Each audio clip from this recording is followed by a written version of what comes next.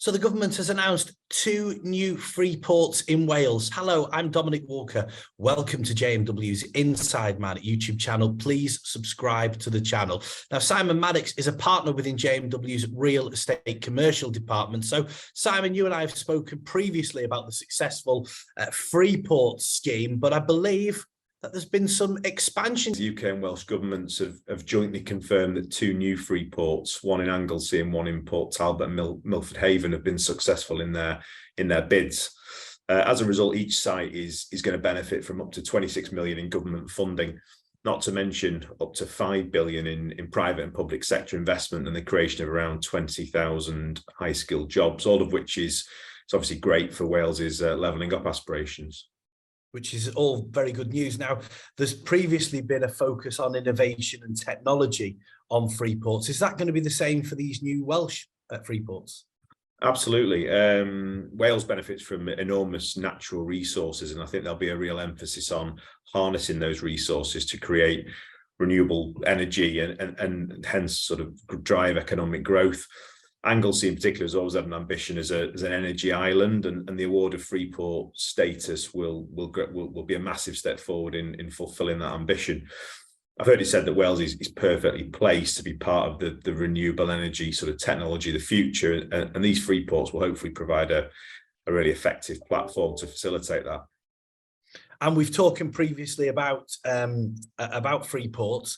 There's the new budget announcement about investment zones as well. Is there an interplay between the two? Yeah, I think the early success of the UK's Freeport programme has demonstrated the potential for sort of zonal government policy to really boost investment in given areas. And I think the investment zone programme demonstrates a desire from the government to really sort of double down on that success. There's no doubt the zones will look and feel very similar. And in fact, I understand that the investment zones and free ports will offer very similar tax reliefs and be held to the same standards to ensure that the two sit coherently with one another. There will undoubtedly be some key differences, however.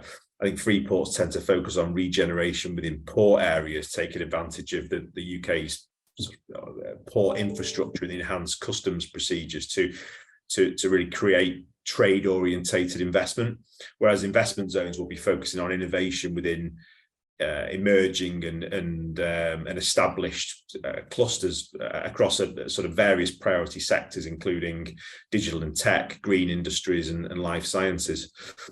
It's no doubt the case that I think each programme can play an important part in solving various sort of productivity challenges for the UK. And the government sees these programmes as sort of highly complementary to one another.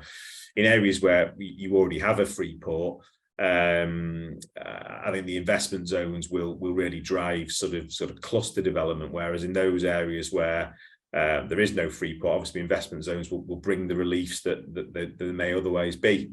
It's always nice to hear you talking about economic benefits and more jobs as well. Will this play to the bigger agenda of levelling up? Yeah, I mean, ultimately, it's the government's intention to promote free ports and investment zones in a unified manner.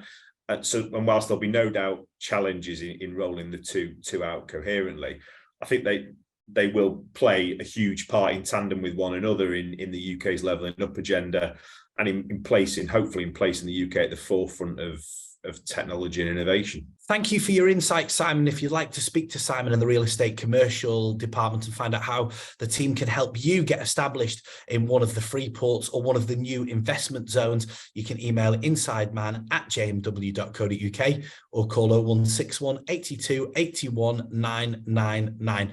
Please also subscribe to the JMW Inside Man YouTube channel for the latest legal news, hints and tips.